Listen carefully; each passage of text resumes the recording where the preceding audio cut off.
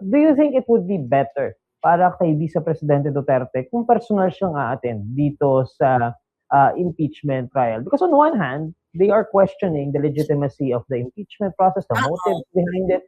On the other hand, it could also be used as a tool to explain yung kanilang side. So for your Oo. opinion, as a political analyst, Prof, do you think it would be better for the Vice President to appear? Because this just in, Prof, no? Naglabas ng statement si Vice President Sara Duterte. Okay. Sabi niya dito na the burden is on the prosecution to prove its case, but choosing to appear through counsel rather than testify personally does not diminish accountability or imply a lack of transparency. So, in your opinion, do you think it would be better for the Vice President na magpakita personal dito Oo. sa trial? Oo, sa tingin ko ay importante yung pag-appear niya personal kasi ipinapakita na she is not above the law.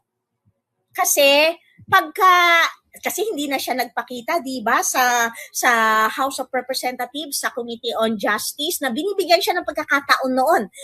Pinili niya na through her lawyers magsalita.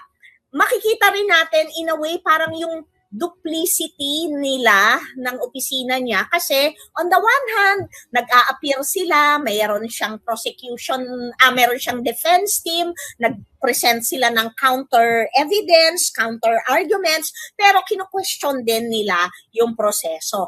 Importante kasi it gives an indication kung sakali man natatakbo siya sa 2028, matutuloy, anong klaseng leader siya. Kung hindi niya irerespeto ang kapwa co-equal branch ng government, ibig sabihin, indikasyon to. Ano yung klaseng presidency ang iaalay niya, i-offer niya sa mga tao?